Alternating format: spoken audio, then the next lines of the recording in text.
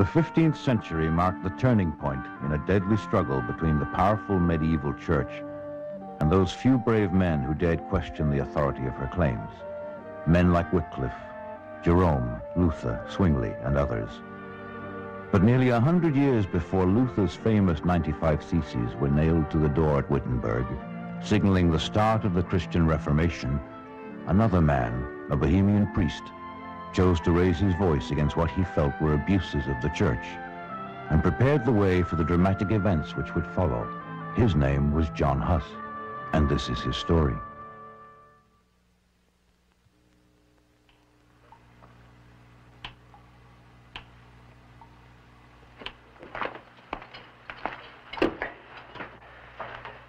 Now, you get used to the stink. Man, I was down here before you. Spent 8 years here. And don't mind the rats, either. You snarl loud enough, they'll stay away. Here, that'll make you comfortable. Yeah. We don't get your kind here often. Why'd they arrest you? From fear of what I might say. Well, counsel can relax. Down here, there's nobody to hear you. But the rats! Ooh.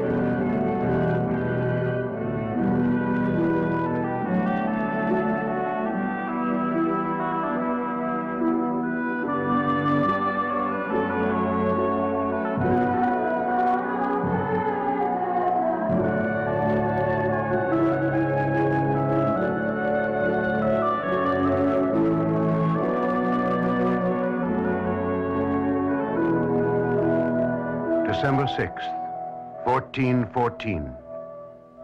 My dear friends, I, John Huss, in hope a priest of Jesus Christ, address you from the dungeon at the monastery in Constance. I have sought to defend the truth as it is in Holy Scripture and to renounce corruption. I have taught nothing in secret, but in public have I presented my views. My friends, when we study the Scriptures, we hear God speaking directly to us. The Word of God, the truth of God, is more important than the words or opinions of men.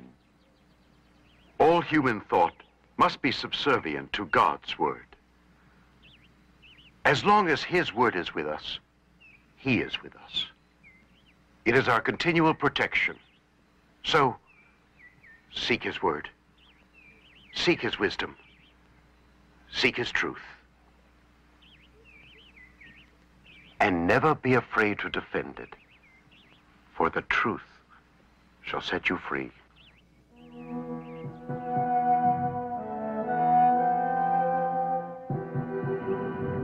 For the truth shall set you free.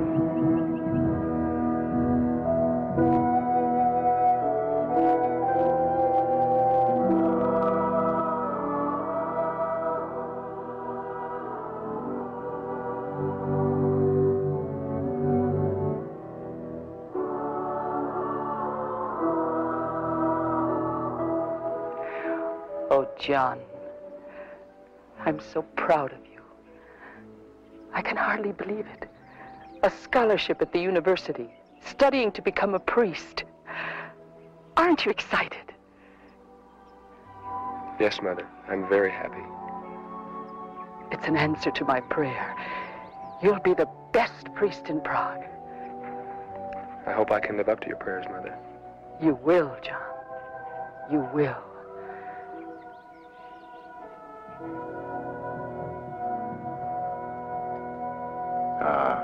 The university, then the priesthood. God has blessed me. Well, Master Huss, you're among us now. I have always believed the palace should be a place where a brilliant mind can expand its usefulness. It is good to have you here. Thank you, Your Majesty.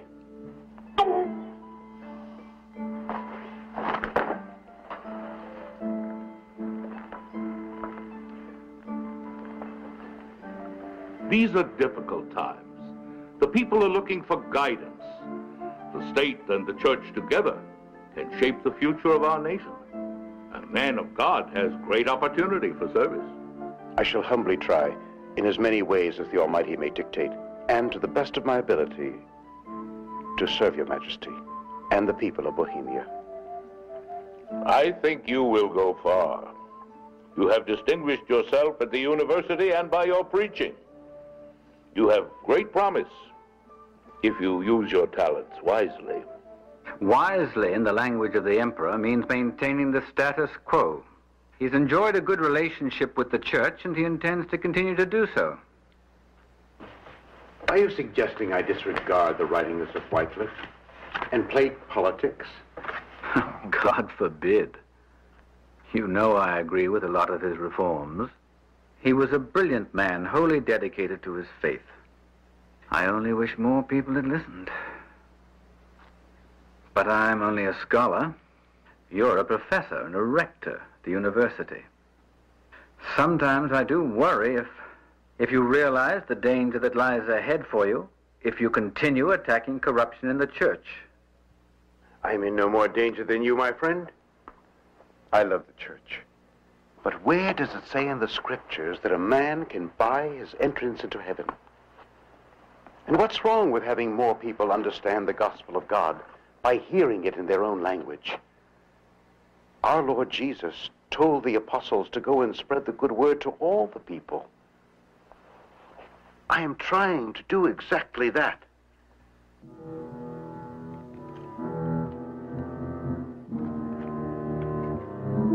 And so I always preached to the people in their own language and led them in singing and reading the Holy Scriptures in their own tongue.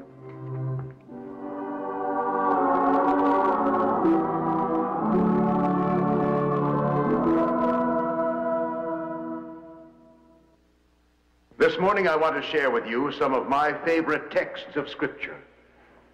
I, like so many of you, had believed one must buy God's mercy, earn God's mercy, work for God's mercy. But I now know that salvation can never be found by works, no matter how good or honest or zealous these works may be. Listen to what the Apostle Paul says in Romans chapters 4 and 5, reading the Scriptures in your own language. Therefore, since we are justified by faith, we have peace with God through our Lord Jesus Christ. Through him we have obtained access to this grace in which we stand, and we rejoice in our hope of sharing the glory of God. My friends, these are the words of Scripture, God's word. Not by penance or payments or priestly favor, but by a simple act of faith are we made right with God and enjoy the peace of heaven. The just shall live by faith. God would not have us attempt to buy his forgiveness. The Bible clearly says, the gift of God is eternal life through Jesus Christ our Lord. My brothers, my sisters, a gift has no strings. A gift is free, given in love. So I say to you, spend time on your knees, beseeching God to grant you his abundant forgiveness. Then rise up from your knees, believing you are forgiven, and you are forgiven. The Cardinal is expecting me.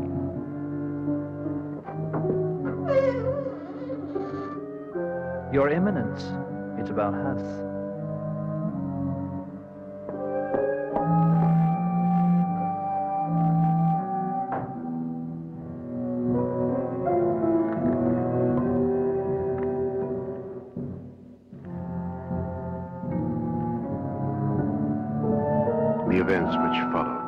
both amazed and hurt me. My enemies moved against me like a ravenous beast, demanding that I go to Rome to answer charges.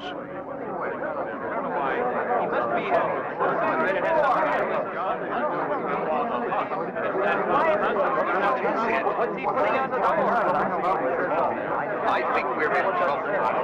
What does it say? All Prague is under interdict. Interdict?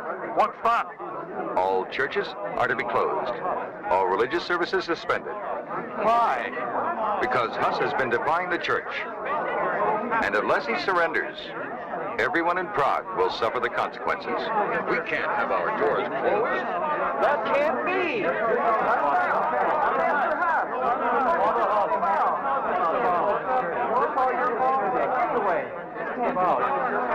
Do not be afraid. Father Huss, you must help us. Have no fear. The grace of God is... We must have our churches open. You're our priest. We need your help. My friends, believe me.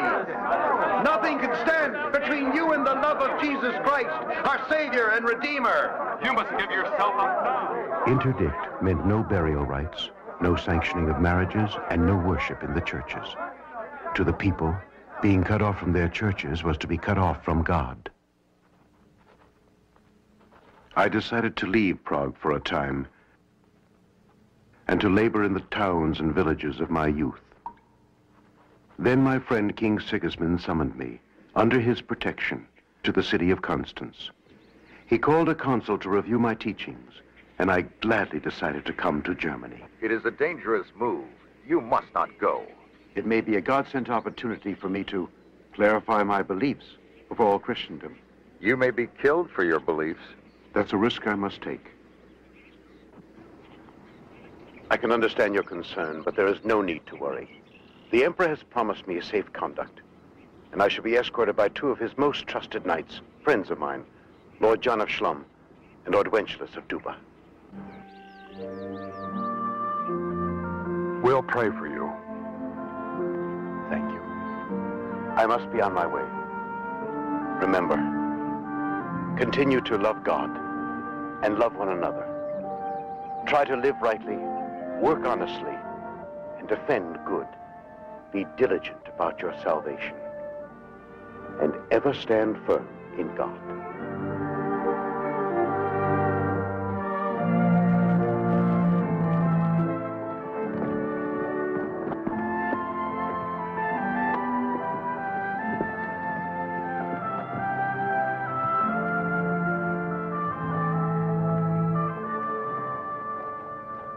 In a few more hours, we'll be there. It's been a good journey, gentlemen. So far. What worries me is when we get to Constance. If only the council could have seen the reception you've had along the way. The people really love you. They love truth. I only hope the council will. Rest your fears, my friends. There may not even be a need for me to appear before the council. I intend to seek an audience with Cardinal Anthony to explain my position to him directly.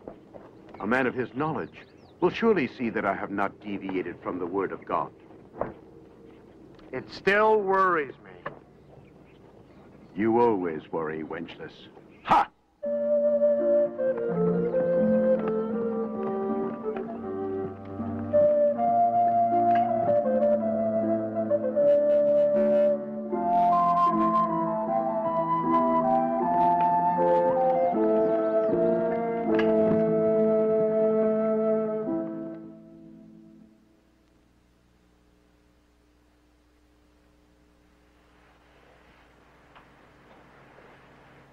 It's good to see you, Master John.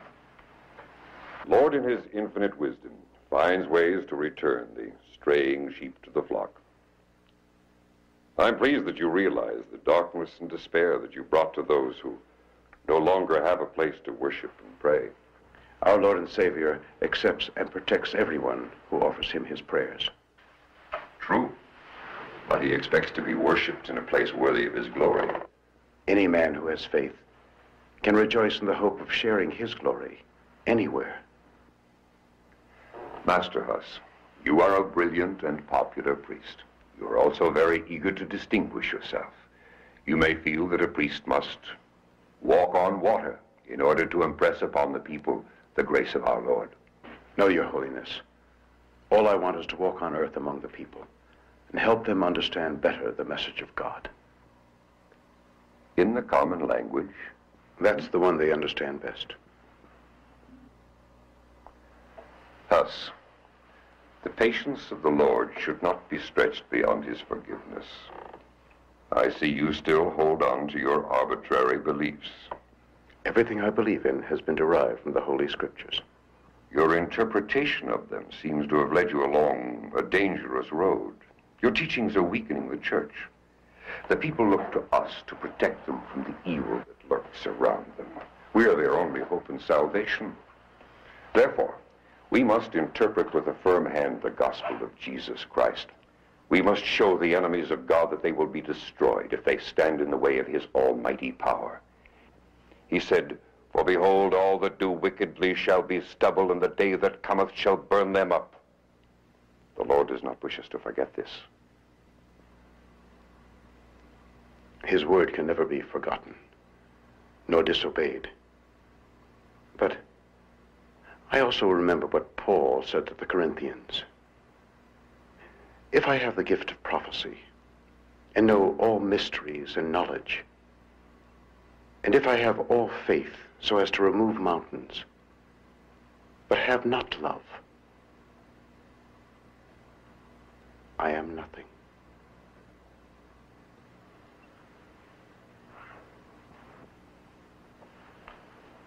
I request an appearance before the council. An appearance before the council? Yes, to clarify my views before all the sage men of the faith. I will not subject the Holy Fathers to your arrogant preachings. All I want is an opportunity to prove that I am not wrong. Wrong? You have defied the church. You have distorted the word of God for your own purposes. I have served God as it is written in the infallible Scripture. Enough. I urge you to stop before you blaspheme. Pray that God will give you the grace to realize your abysmal mistakes and insolent behavior, and hope that his divine grace will help you to redeem yourself.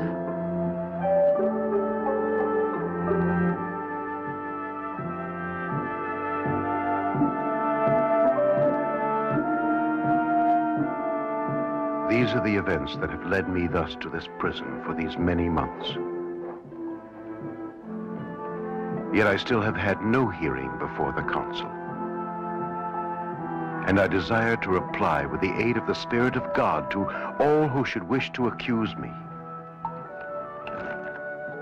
I will not, I hope, be afraid to confess the Lord Jesus Christ. In addition, you are accused of having not only defended, but also preached all of the scandalous, erroneous, and heretical writings of the arch-heretic White. But these charges against me are false. These charges are taken directly from what you have written and said. We have witnesses. Are you saying those charges are not accurate? But you have taken my words out of context. You have twisted my meanings. You have used only portions of what I have said or written. Let me explain. Do you deny you said and wrote these words? No, but not in that order, and not with the meaning you are giving them.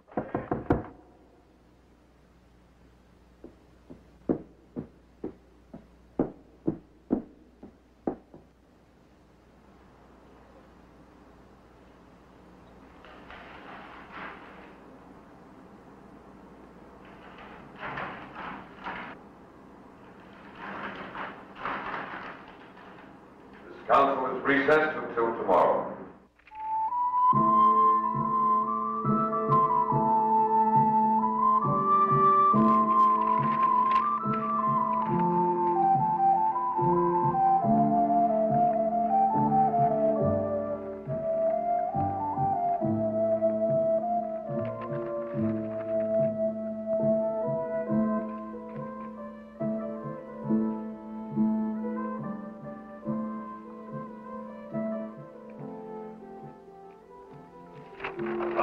Cardinal Anthony, what news do you bring us? Your Majesty's messenger has just delivered some to me. Oh, yes. Huss. I only wanted to make sure that during the hearing, Master Huss would have ample opportunity to clarify his position. This is most important to him. I am sure the council appreciates your interest. However, by the time your message was delivered, the hearing was already underway, according to established procedures. Good, good. We must not forget that Master Huss is a special priest. He has something that makes the people listen. The chapel is always filled when he preaches. The way he explains the gospel in everyday language is so pleasing. And the singing in the congregation, what a delightful innovation. A remarkable person. I remember the first time I heard him at the university. He was little known then, but I sensed immediately his special talents. We are all entitled to our small vanities. Mine is that I want to be remembered as the emperor who gave Huss a greater opportunity to serve my people.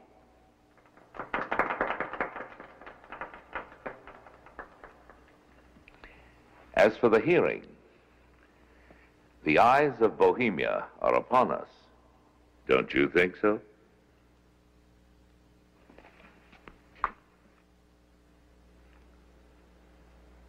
May I request an audience with your majesty, in private?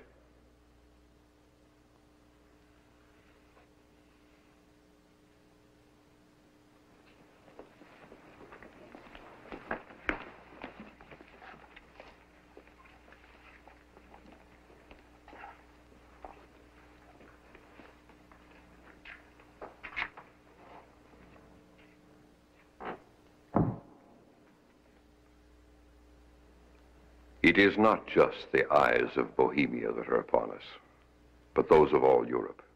Exactly, that's what I mean. Huss has been in prison for too long. Your Majesty knows the Holy Synod has many matters to attend to. I have convened this synod for a most important one, and I have been waiting long enough. A king cannot afford to have his pledge ignored. We must not forget that. Also, we must not forget that the case of Master John Huss is an ecclesiastical matter, which means it falls under the jurisdiction of the church and not the state.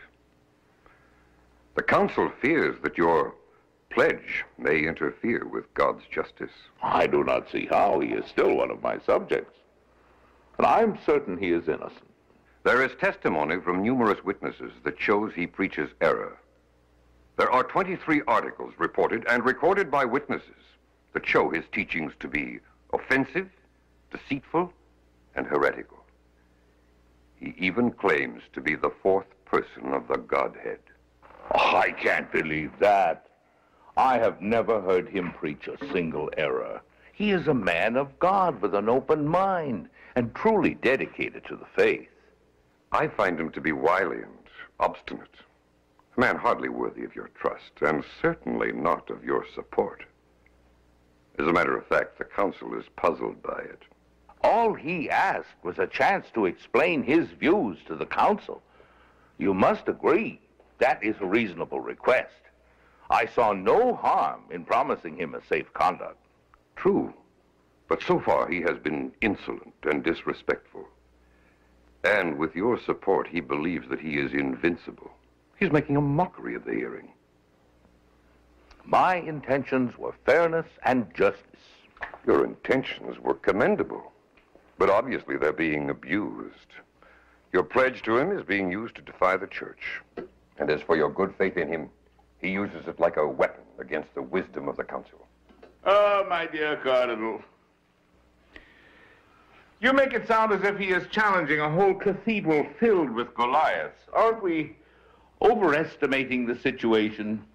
I should hope not. It takes many good people to build the house of the Lord, but only one heretic to destroy it. You say that he is a heretic, but I have known Huss for a long time. The only crime he may be guilty of is pursuing the truth, sometimes relentlessly. Surely every man must act in accordance with his own conscience. You cannot charge him with that. Your Majesty, the council is made up of very learned men. They come from Italy, from Spain, from Hungary, from all over Europe. They are convened here with one preeminent concern, the spread of heresy, and they have one goal, to uproot it. They wish to return to their people and assure them that God's purposes have been served. A king's support of one who is accused of heresy can have dangerous reverberations throughout Europe. No one should be able to destroy the harmony that exists between the church and the state. I still say that Huss is not a heretic. Your Majesty, that is for the council to determine. But he is still one of my subjects. He was assigned to my palace at my request. Huss is not an ordinary man, and an emperor's protection for a loyal subject... If you sanction Huss and he is found to be an antichrist, do you realize you will have supported the devil? Are you prepared for the consequences?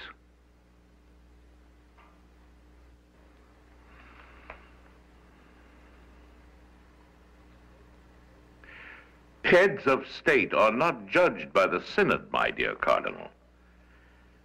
I think I can safely presume that the calendar of the council will not include burning an emperor. True, Your Majesty. But it could include excommunicating him.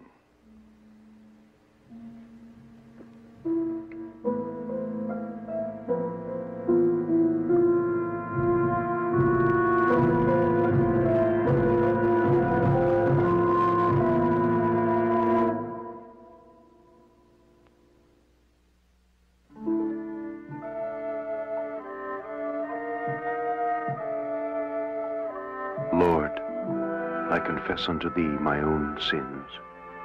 I have wasted so many hours in frivolous occupations.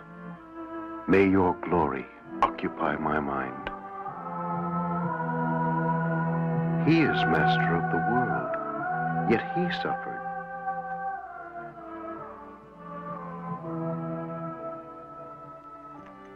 Why, then, should we not suffer also, particularly when suffering is for us?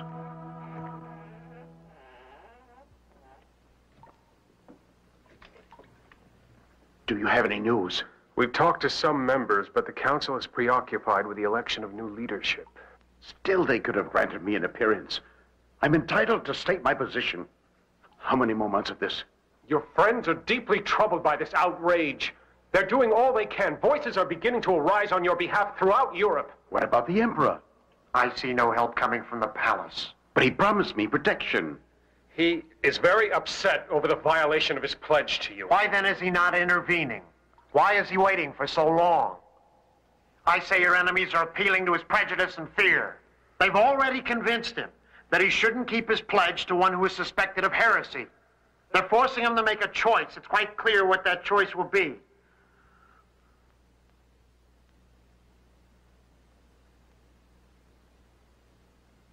Let us help you escape. This is a terrible injustice to be done to a man of God such as you. There are only a few guards right now. We can overcome them easily. Then with our men, we can take you away out of the country if you wish.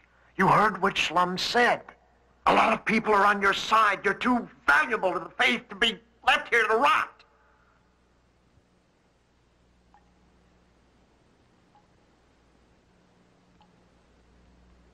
The Lord has guided me a long way in my search for the meaning of his word.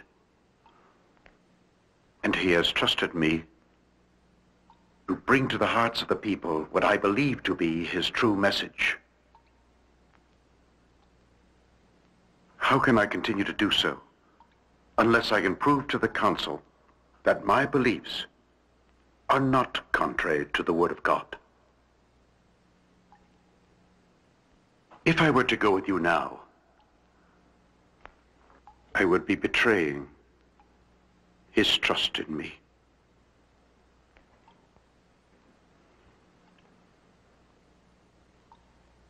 Thank you for your devotion.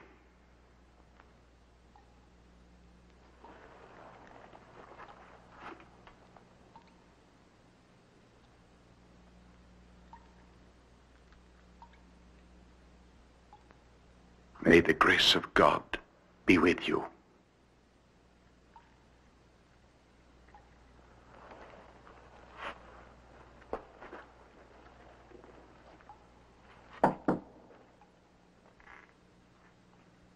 You must try to do everything you can to stay well.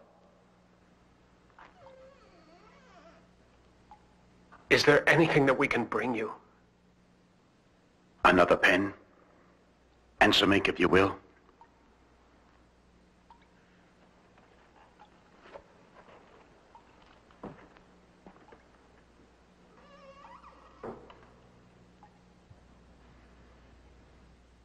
It is also stated by that Master John Huss, in the month of June of the year of the Lord, 1410, and as well as before and after, preaching to the people in a certain chapel of Bethlehem, and in various other places of Prague, did teach many errors and heresies. I call on God and my conscience to witness. I have taught nothing contrary to Scripture. Show me where I have. Master John, there are many witnesses against you, great and noble men with knowledge and wisdom. Do you reject their testimony? Yes, until even one of them can prove from the Scriptures any error on my part. Master John, you have two choices. You can submit entirely to the mercy of this council, and we will deal with you kindly and with love. Or you may continue to defend your views. But remember, there are such brilliant minds here with such convincing arguments against your theses that you would risk involvement in even more grievous errors if you were to continue in this defense. Most Reverend Fathers, I came to the city freely, not stubbornly to defend myself, but humbly to submit to the instruction of this council. I pray that you will grant me a further hearing so that I can prove that my beliefs and teachings are not faulty. Reverend Fathers, I am willing to submit to your correction and instruction. In that case, Master John, know that the decision of this council is as follows. First, you are to humbly admit the error of your theses. Second, you are to publicly renounce them. And third, you are to accept and teach the opposite of what you have heretofore written and preached. John Huss, you are to recant. To recant means to renounce an error previously held. But since the errors ascribed to me here have never even entered my mind, recanting them would be a lie.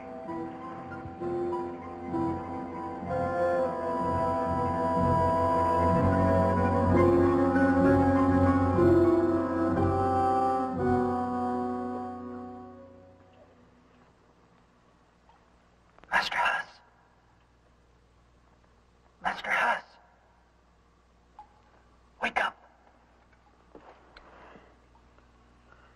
You have visitors.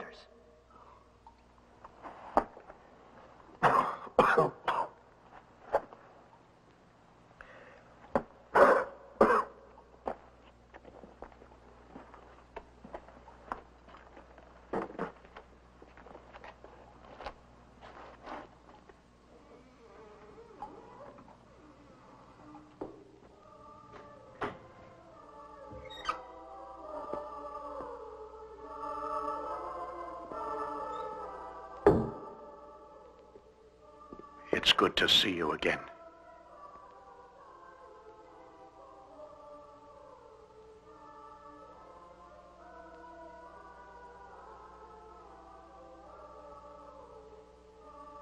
John,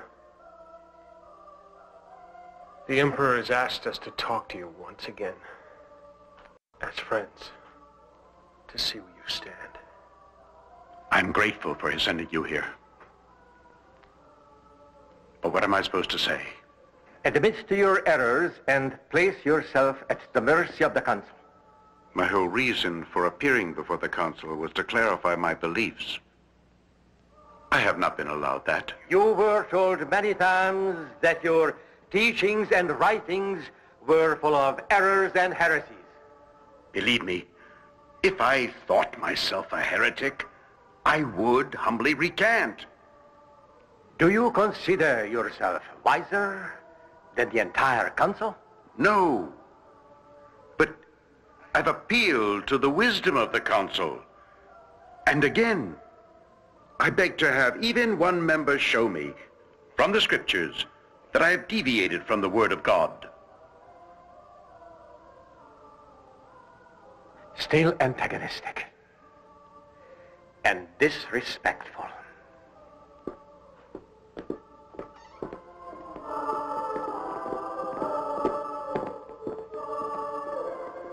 John, you are a man of God. We are simply laymen. We couldn't begin to advise you, but this may be your last chance. The council intends to announce its verdict tomorrow. It may be a short walk to the stake. For all your friends, and for those who love you, please consider it. I will. I promise.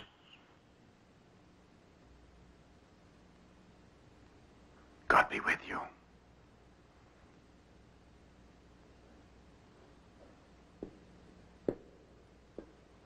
And with you.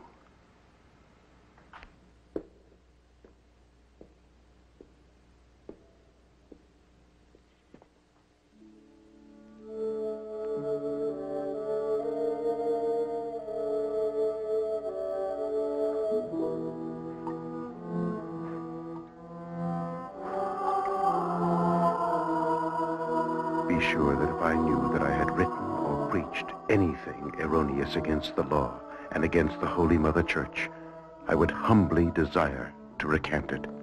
God is my witness.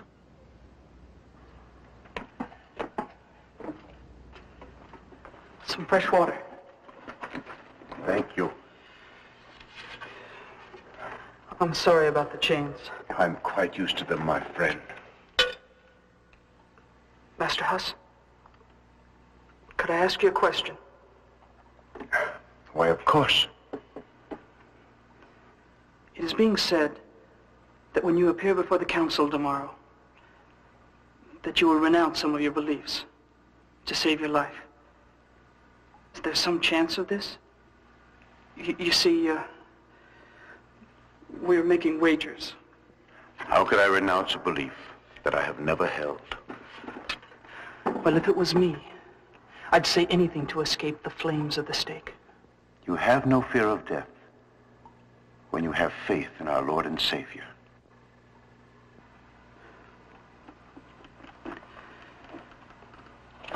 You're a very brave man, Master Huss. But tomorrow,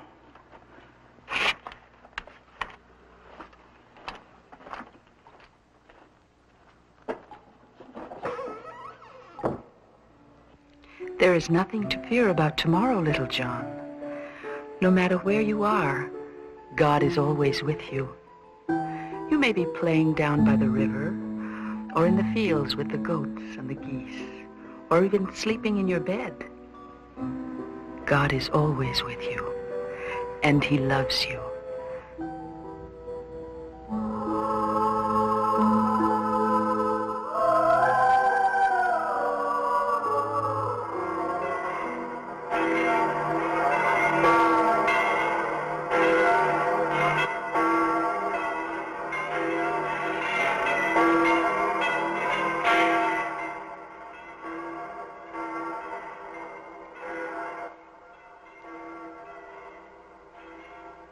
This sacred council has convened here today to consider charges against John Huss, a priest, accused of being a disciple of the arch-heretic Wycliffe and of having preached many errors and heresies.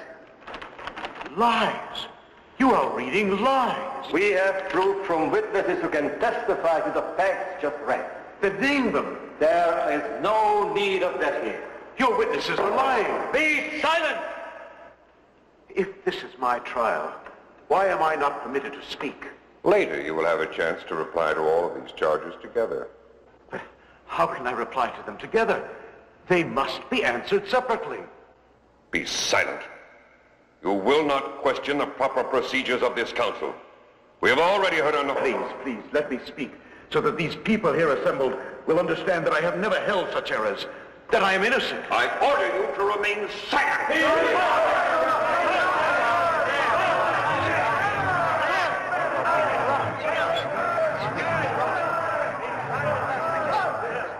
Lord God, give me the strength and words to speak that will glorify your name. And furthermore, we accuse Master John Huss of having appealed directly to God, which is a grievous error. The Bible says there is only one mediator between God and man, the man Christ Jesus. I entrust my case directly to him, for he will not be corrupted by bribery, nor deceived by false testimony. Oh, heretic!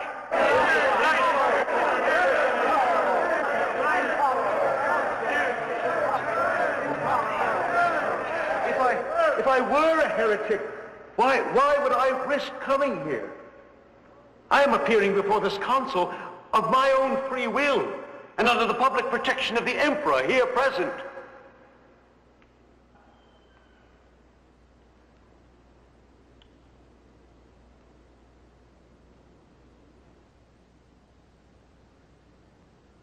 This sacrosanct synod has solemnly and carefully attended to the examination of all evidence presented, which confirms that a certain John Huss in this sacred council here present, a disciple not of Christ but rather of the arch-heretic Wycliffe, has obstinately taught and preached these errors and heresies. Please, I have never been obstinate in this. To the contrary, I have always desired, and so do now, to receive more relevant instruction from the Scriptures. It is truth that I seek to learn. I would gladly be instructed. I said silence!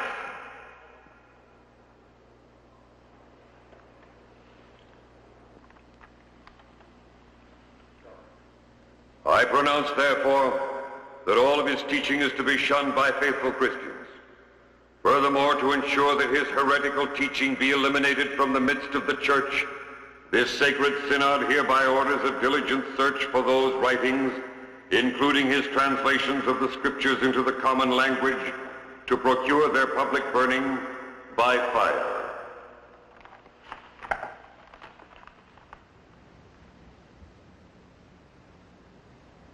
Why does the council condemn my books?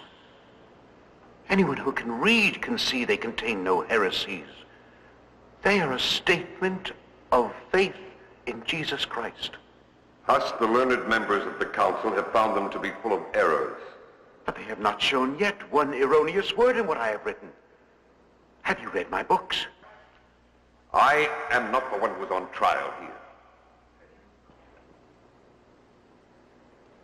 Have you, personally, read any of my books? I demand silence. Can I demand an answer? This is my life's work. Huss, you will remain silent until I have finished this sentencing, or the guards will see that you do. You would turn my books to ashes. Yet you have not read even one of them.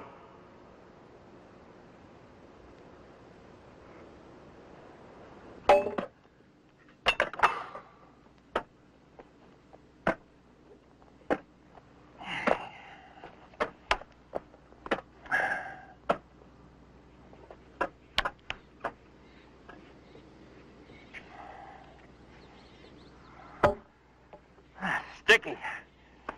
It's hot enough today to roast a man without a fire. That's the truth.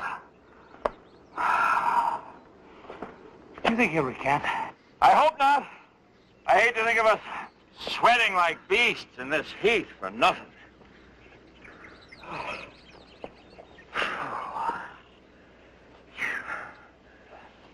What do you know about this man, Huss? Nothing much. Except people say he's a good man. And he believes it's not necessary to pay for blessings and forgiveness. No wonder he's in trouble. There's a strange idea. Faith is enough to be forgiven. Huss has scorned the due ecclesiastical process by appealing directly to the Lord Jesus Christ as the supreme judge. In summary of all these various points, therefore, this council judges him, John Huss, as having seduced the Christian people, most of all in the kingdom of Bohemia, and that he was not a true preacher of the gospel of Christ in accordance with the teaching of the holy doctors, but was actually their seducer. This sacred synod recognizes that John Huss is obstinate and incorrigible, and is unwilling to recant the heresies and errors publicly defended and preached by him. For these reasons, this council does hereby declare that John Huss be deposed and degraded from the priestly order and from the other orders by which he has been distinguished. Said degradation is to be carried out forthwith in the presence of this council according to the order required by law.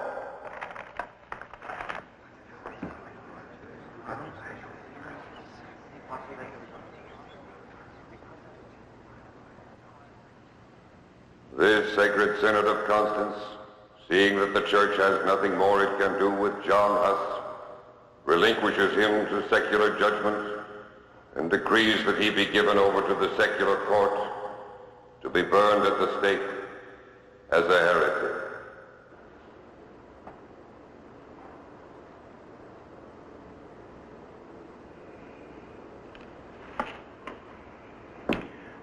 May thy infinite mercy, O my God, pardon this injustice of mine enemies. Yet, O my God, let that mercy of thine prevail.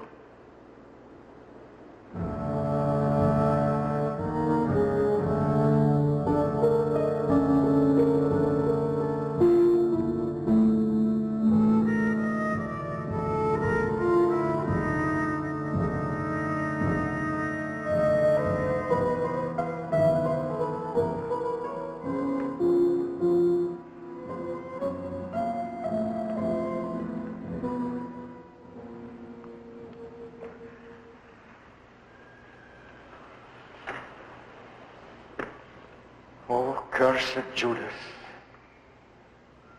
we commit your soul to the devil. May your memory perish from the face of the earth. Cursed is the ground you have walked on.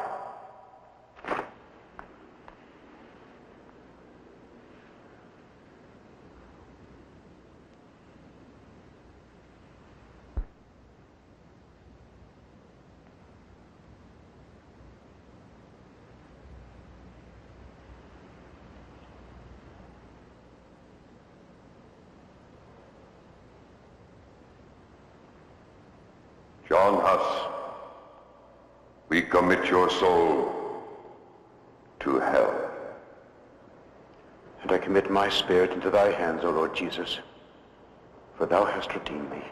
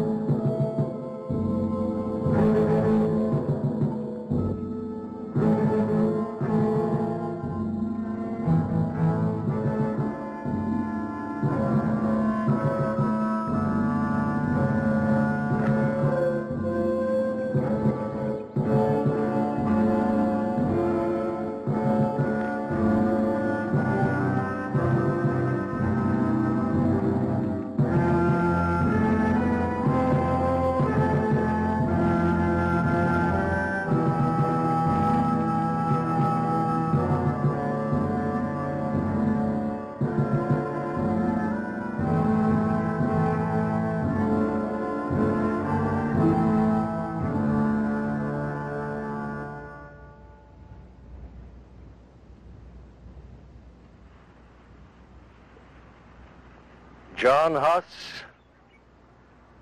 this is your last chance to recant and abjure all your errors.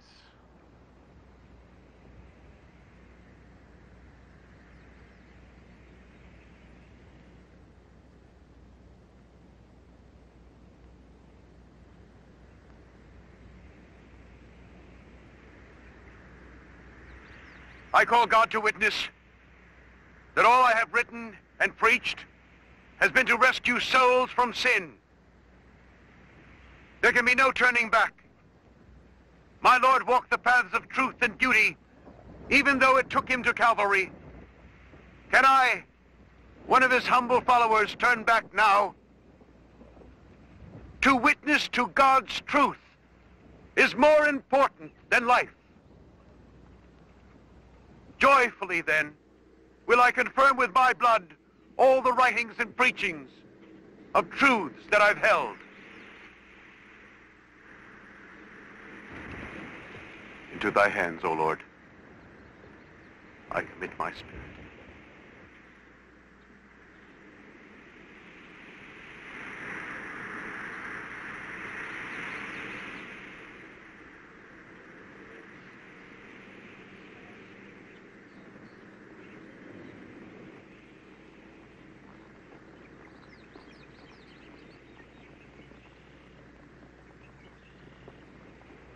Jesus, thou Son of David, have mercy on me.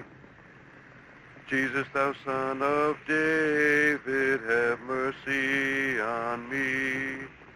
Jesus, thou Son of David, have mercy on me. Jesus, thou Son of David, have mercy on me.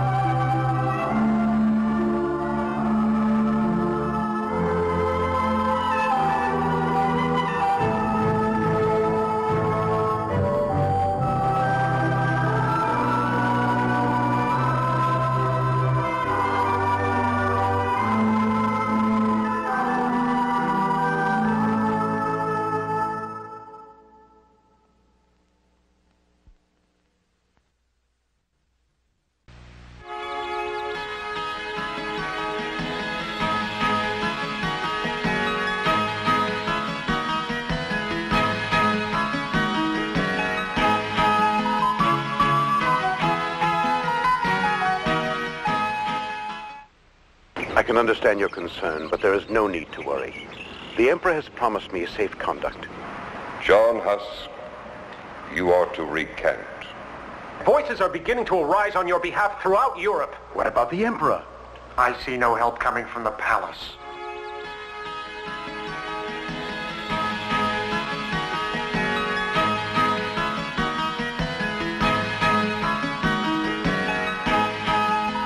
You've heard the expression, your goose is cooked.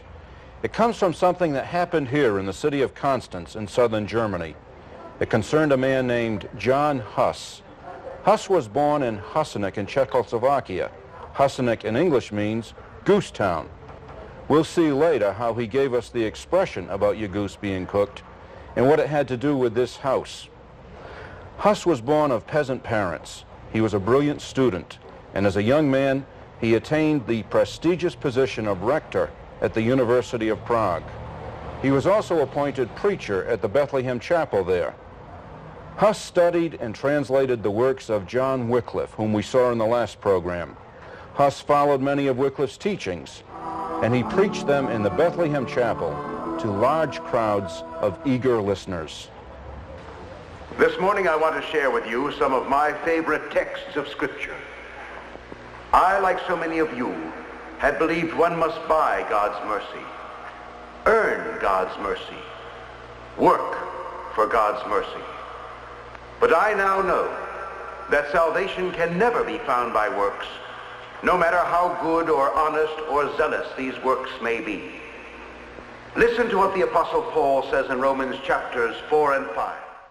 Reading the scripture. Reports on Huss's preaching spread quickly to the hierarchy in Rome. His message could only get him into trouble, particularly at a time when the sale of indulgences was an important source of income for the church. The Archbishop banned Huss from preaching at the chapel, but he didn't stop. He was excommunicated, but that didn't stop him either. He was summoned to Rome, but he wouldn't go. But the church knew how to stop this troublesome preacher, and in 1412, it took an extreme but very effective action.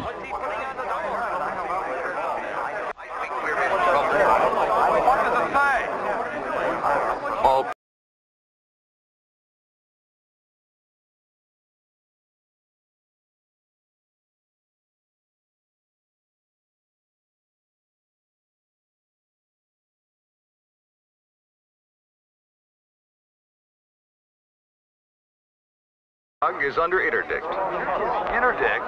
What's that? All churches are to be closed. All religious services suspended. Why? Because Huss has been defying the church.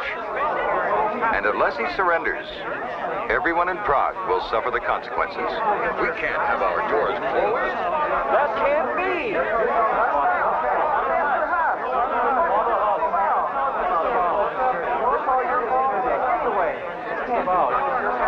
Do not be afraid. Father Huss, you must help us. Have no fear. The grace of God is... We must have our churches open. You're our priest. We need your help. My friends, believe me. Nothing can stand between you and the love of Jesus Christ, our Savior and Redeemer. You must give yourself up now. Interdict meant that the whole city was cut off from the ministry and sacraments of the church.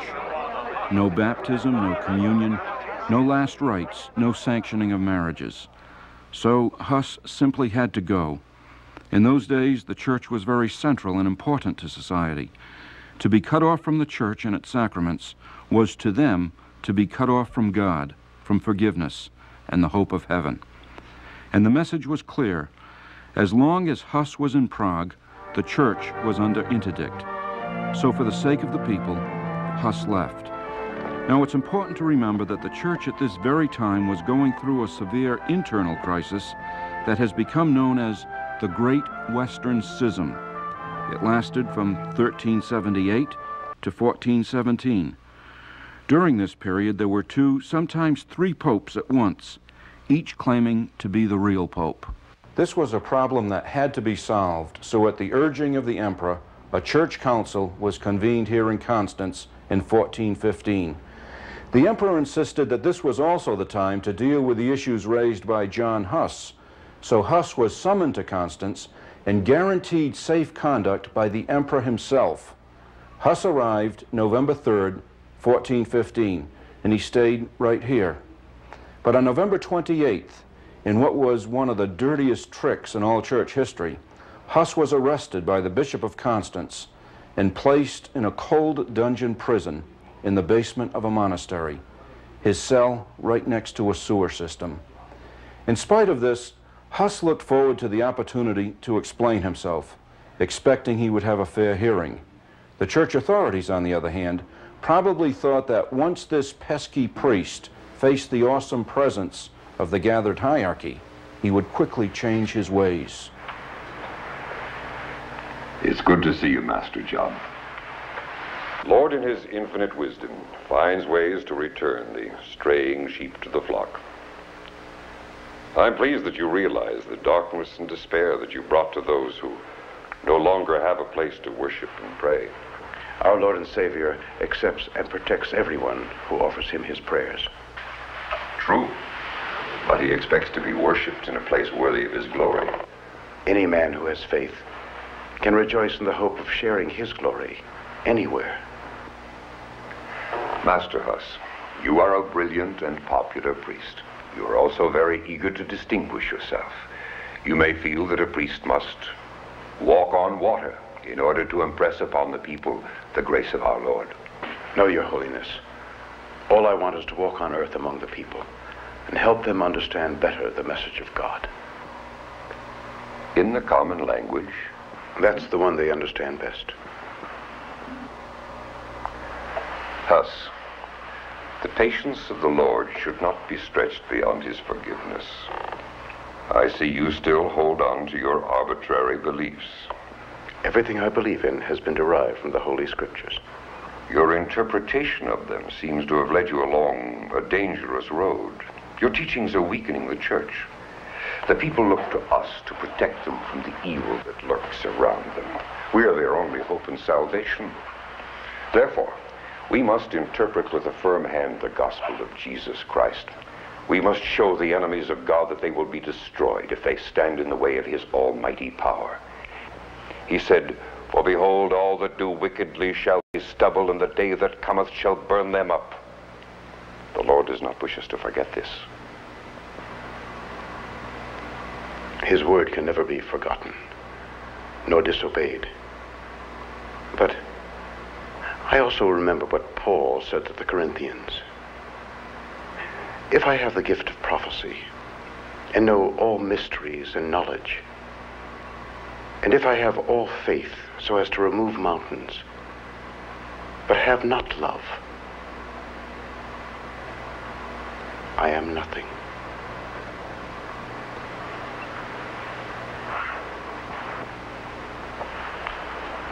I request an appearance before the council. An appearance before the council? Yes, to clarify my views before all the sage men of the faith. I will not subject the Holy Fathers to your arrogant preachings. All I want is an opportunity to prove that I am not wrong. Wrong? You have defied the church. You have distorted the word of God for your own purposes. I have served God as it is written in the infallible Scripture. Enough. I urge you to stop before you blaspheme. Pray that God will give you the grace to realize your abysmal mistakes and insolent behavior, and hope that his divine grace will help you to redeem yourself. Huss was confined for months and his case ignored. The Emperor Sigismund wanted Huss to receive a fair hearing.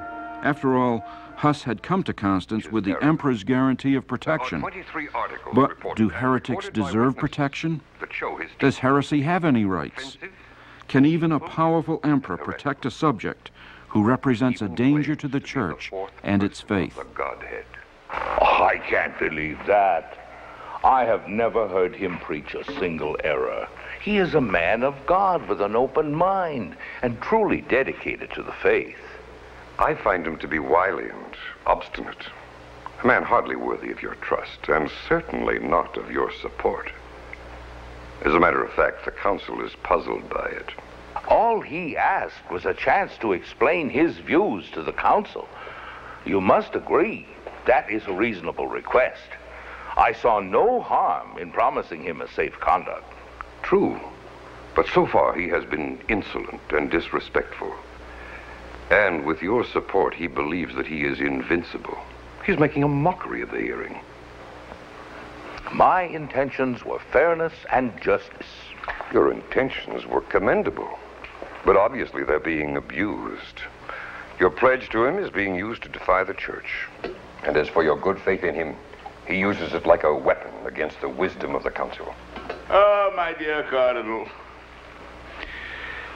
You make it sound as if he is challenging a whole cathedral filled with Goliaths. Aren't we overestimating the situation? I should hope not.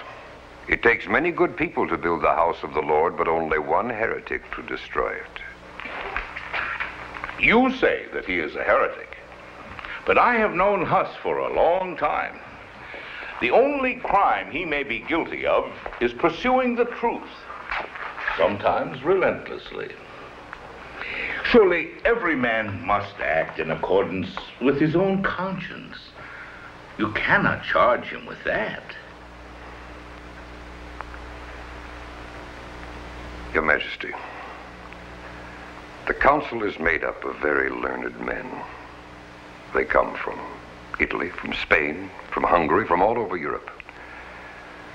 They are convened here with one preeminent concern, the spread of heresy, and they have one goal, to uproot it.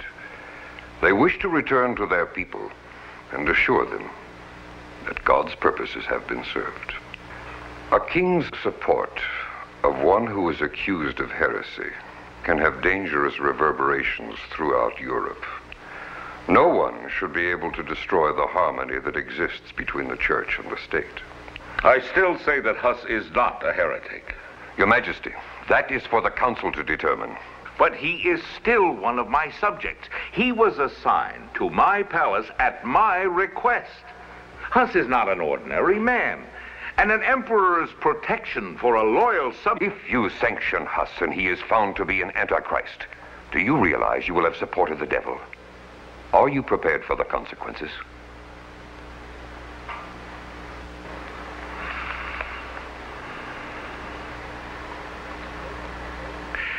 Heads of state are not judged by the Synod, my dear Cardinal. I think I can safely presume that the calendar of the council will not include burning an emperor.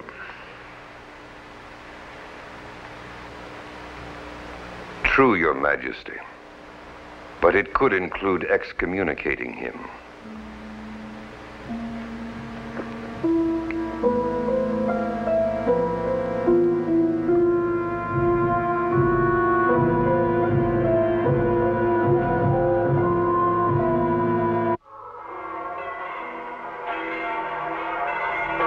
Huss never really had a chance to deal with the issues he had preached about.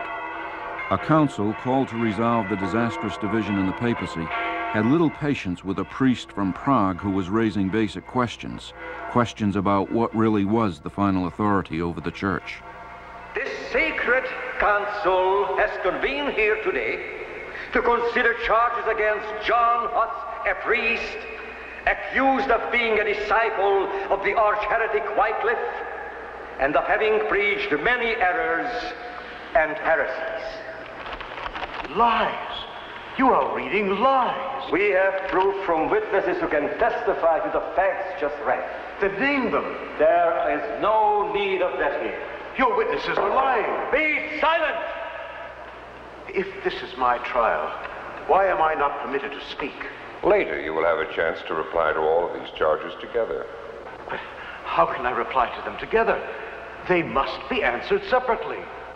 Be silent. You will not question the proper procedures of this council. We have already heard enough.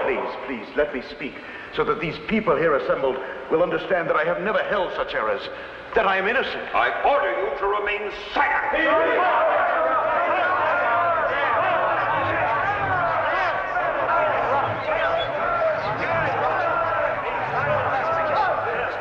Lord God, give me the strength and words to speak that will glorify your name. And furthermore, we accuse Master John Huss of having appealed directly to God, which is a grievous error. The Bible says there is only one mediator between God and man, the man Christ Jesus. I entrust my case directly to him, for he will not be corrupted by bribery, nor deceived by false testimony. Oh, heretic!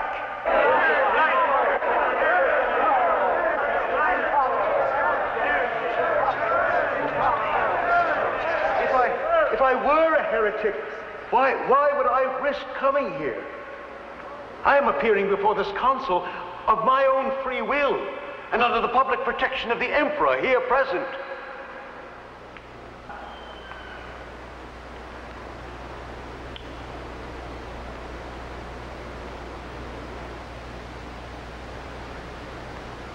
This sacrosanct synod has solemnly and carefully attended to the examination of all evidence presented, which confirms that a certain John Huss in this sacred council here present, a disciple not of Christ but rather of the arch-heretic Wycliffe, has obstinately taught and preached these errors and heresies. Please, I have never been obstinate in this.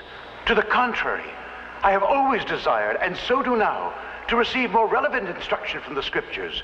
It is truth that I seek to learn, and would gladly be instructed. I said silence!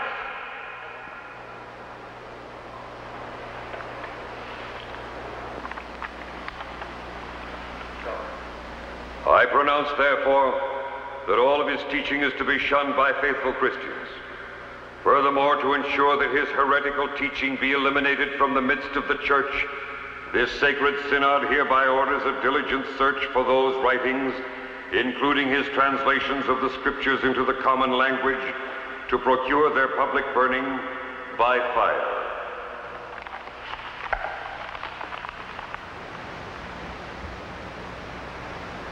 Huss did not believe many of the things he was accused of. For example, he never denied the church doctrine of transubstantiation, that the bread and wine really become the body and blood of Christ. But he did hold that Christ, not the Pope, was the head of the church, and that the Bible was the final authority in matters of doctrine. Such views did not go down well at a church council anxious to restore unity. So here, at the Cathedral of Constance, John Huss was brought, and his sentence was passed. This sacred synod of Constance, seeing that the church has nothing more it can do with John Huss, relinquishes him to secular judgment and decrees that he be given over to the secular court to be burned at the stake as a heretic.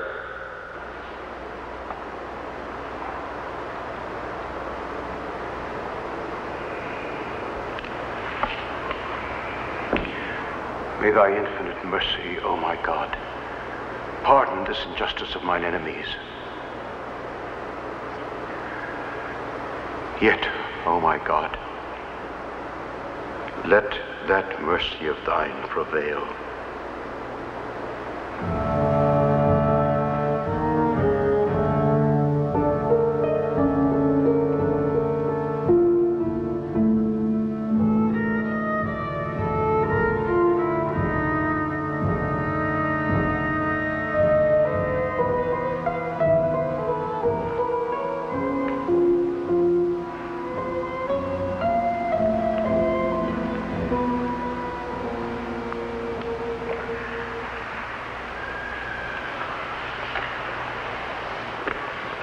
O cursed Judas,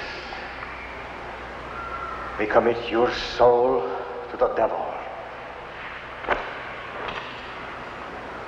May your memory perish from the face of the earth. Cursed is the ground you have walked on.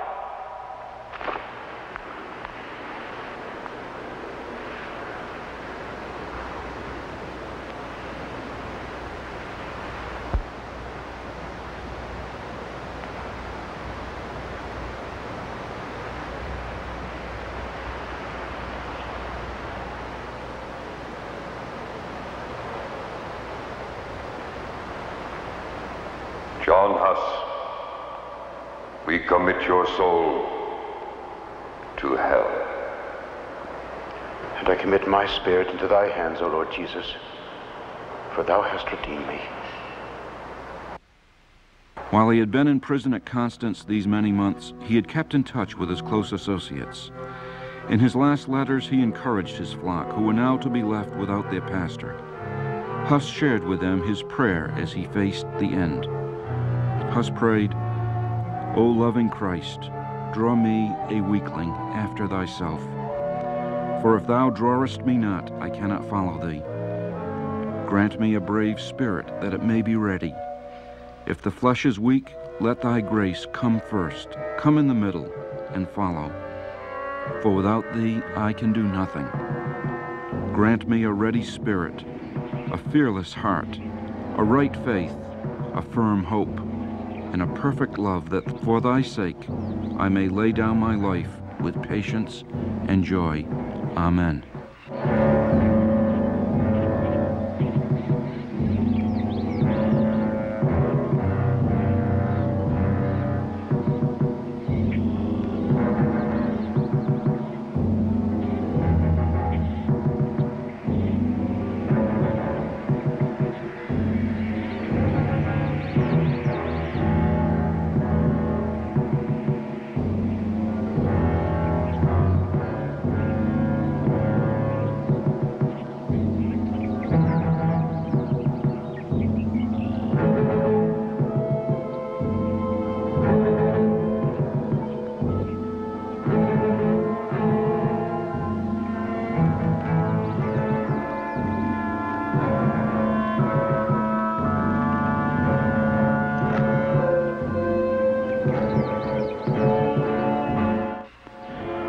it's important to emphasize that the church did not really want to burn Huss.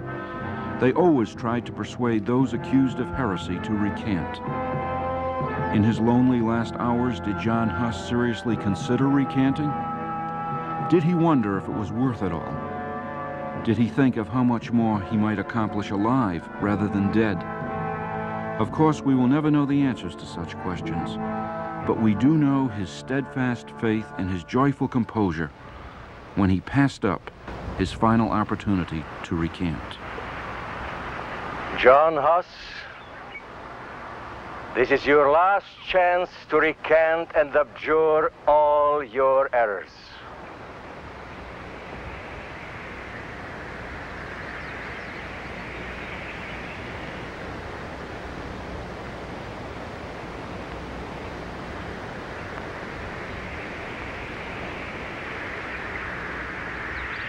I call God to witness that all I have written and preached has been to rescue souls from sin. There can be no turning back. My Lord walked the paths of truth and beauty, even though it took him to Calvary. Can I, one of his humble followers, turn back now? To witness to God's truth is more important than life. Joyfully, then, will I confirm with my blood all the writings and preachings of truths that I've held. Into thy hands, O Lord, I commit my spirit.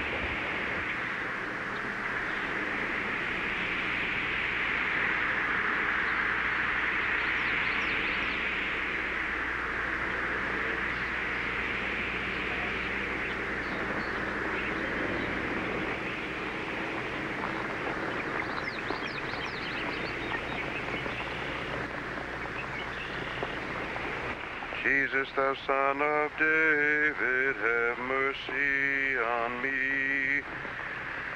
Jesus, thou Son of David, have mercy on me. Jesus, thou Son of David, have mercy on me. Jesus, thou Son of David, have mercy on me.